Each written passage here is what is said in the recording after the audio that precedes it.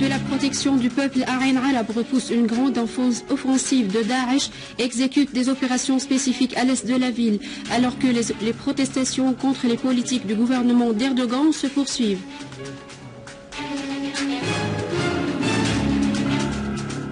Jafari affirme que ce qui se passe à Ain Arab prouve l'implication du gouvernement turc avec Daesh dans les massacres commis à l'encontre du peuple syrien.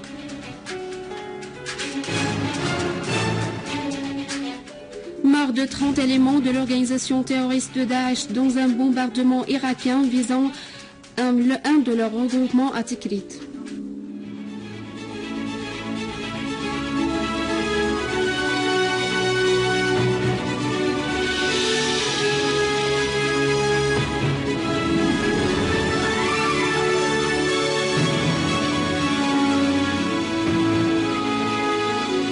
Mesdames et messieurs, bonjour et merci de nous rejoindre.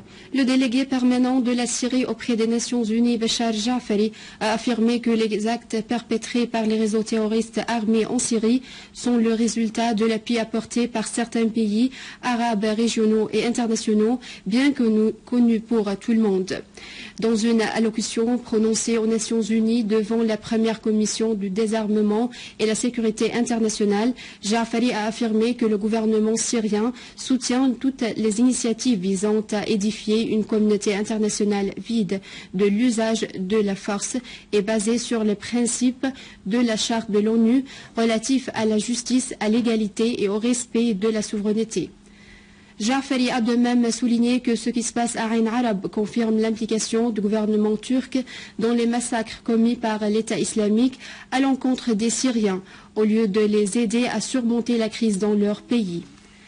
Jafari a affirmé l'engagement de la Syrie à l'exécution de la Convention sur l'interdiction des armes chimiques en dépit des circonstances extrêmement difficiles. En outre, Jafari a appelé à ne pas politiser le rapport de OIAC portant sur les allégations relatives à l'usage du chlore à Hama afin de ne pas influer sur la crédibilité de cette organisation. Les combats se poursuivent entre les éléments des unités de protection kurdes qui défendent la ville de Ain Arab, au nord-est d'Alep, et les terroristes de l'État islamique qui tentaient d'attaquer la ville avec un soutien turc. Des sources de la ville ont souligné que les terroristes de Daesh s'étaient infiltrés vers certains quartiers au nord de la ville, du côté des frontières turques, et avaient pris le contrôle du siège de la municipalité, affirmant que les raids infructueux de l'aviation américaine sur leur position n'ont pas pu arrêter leur progression. Selon les mêmes sources, les terroristes de l'État islamique, dont la plupart de nationalités arabes et étrangères, et qui s'étaient infiltrés vers le territoire syrien en soutien du gouvernement d'Erdogan, cherchent à encercler la ville de tous les côtés.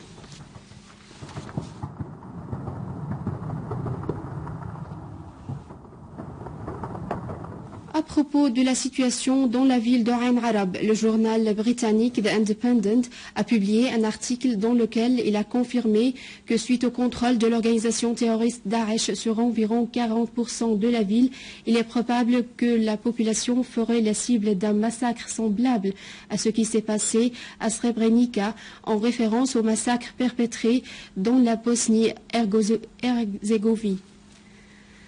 Le journal a mis en garde contre la poursuite du refus de la Turquie de ne pas transférer des aides humanitaires aux Kurdes dans cette ville et la fermeture des frontières, soulignant que tout cela constitue une menace pour la vie des milliers de personnes qui sont coincées à l'intérieur de la ville ou sur les frontières.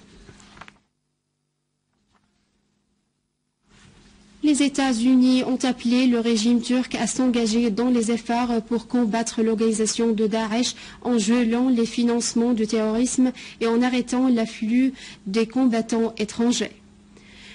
La porte-parole du département d'État américain, Jennifer Psaki, a indiqué que la Turquie doit prendre des mesures rapides et urgentes pour enrayer les capacités militaires de l'organisation de l'État islamique, et le général Alain et son adjoint diront cela clairement aux responsables turcs, a-t-elle ajouté. Psaki a souligné que la Turquie est en position qui lui permet de contribuer aux efforts de la coalition contre Daesh. Des familles françaises rencontrent des histoires au sujet du départ de leurs filles pour rejoindre l'organisation terroriste de l'État islamique, dont l'objectif de se battre en Syrie au milieu d'un silence suspicieux de pays qui prétendent combattre l'organisation terroriste.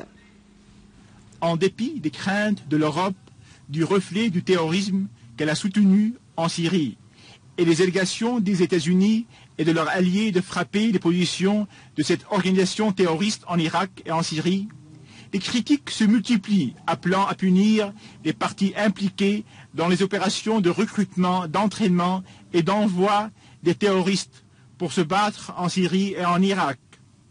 Et dans le cadre de nombreuses histoires, cette mère française parle comment sa fille a été séduite pour rejoindre l'organisation de Daesh. C'est un enlèvement moral.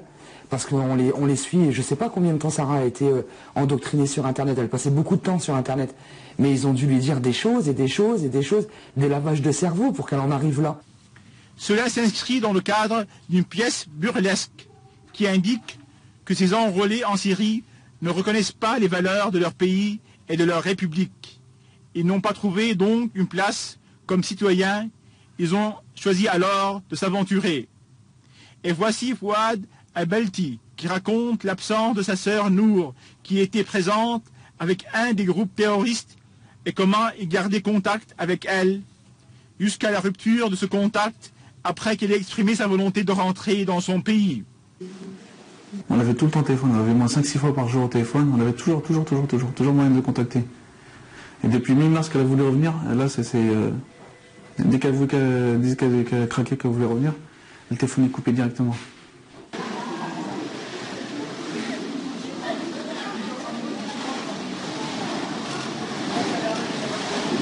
Ça m'a encore plus motivé de la récupérer. Ce que j'ai vu dans l'état qu'elle a été, c'était vraiment horrible. Elle, normalement, était plus mate que moi. Quand j'ai vu, elle était encore plus blanche, puis elle avait le visage enflé, le teint jauni. Mais je crois qu'elle est vraiment atteinte psychologiquement. Elle n'arrêtait pas de pleurer, puis de taper sa tête contre le mur.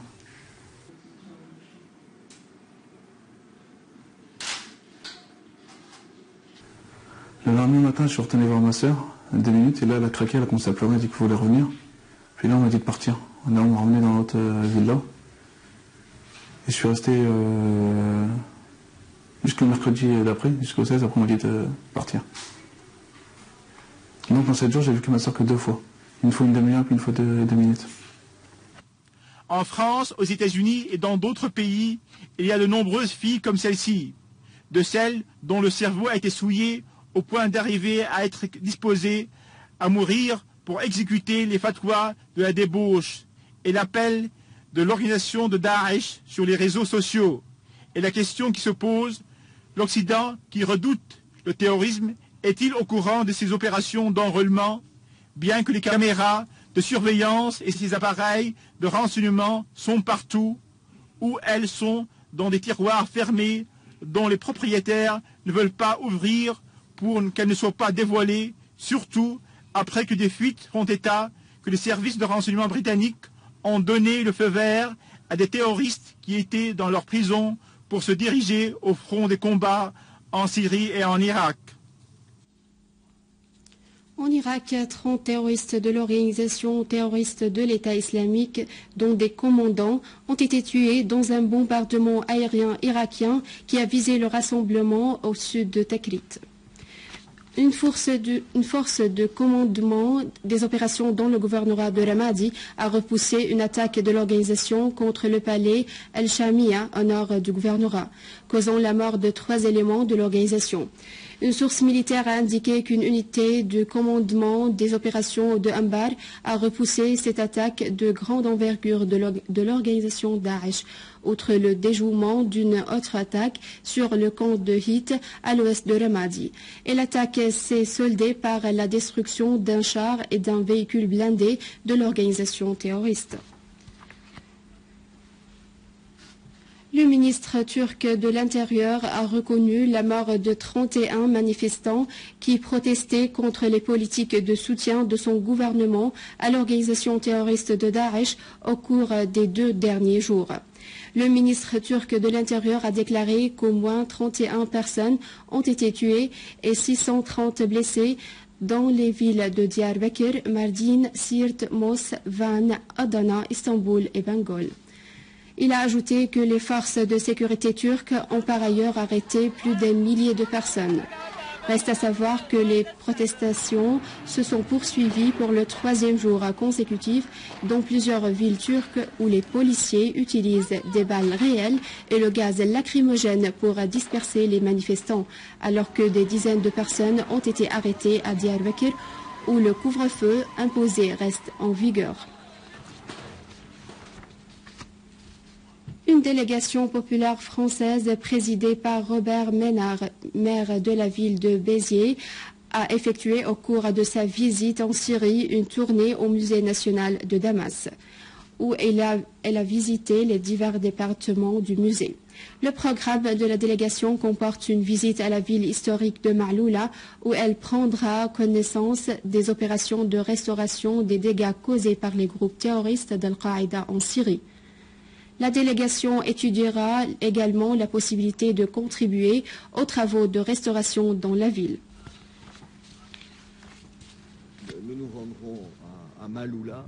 Je suis le maire d'une ville en France et on veut se jumeler avec cette ville-là de Maaloula parce que Maaloula a été martyrisée, pris par des djihadistes qui ont fait des choses terribles. Et donc on veut, à travers ce jumelage, montrer notre solidarité par rapport à cette population. C'est la première fois depuis le début de la guerre qu'une ville en Europe se jumelle avec une ville syrienne. Je suis content que ce soit ma ville, dont je suis le maire. Avec les habitants de ma ville, officiellement, c'est une visite officielle, je dis à quel point les gens comme moi, qui sont les élus de la République française, sont sensibles à ce qui arrive dans ce pays et sont solidaires, par exemple, des victimes des djihadistes à Maaloula. À la fin de ce journal, je vous rappelle les principaux titres. Les unités de la protection du peuple Ain Arab repoussent une grande offensive de Daesh et exécutent des opérations spécifiques à l'est de la ville alors que les protestations contre les politiques du gouvernement d'Erdogan se poursuivent. Jafari affirme que ce qui se passe à Ain Arab prouve l'implication du gouvernement turc avec Daesh dans les massacres commis à l'encontre du peuple syrien.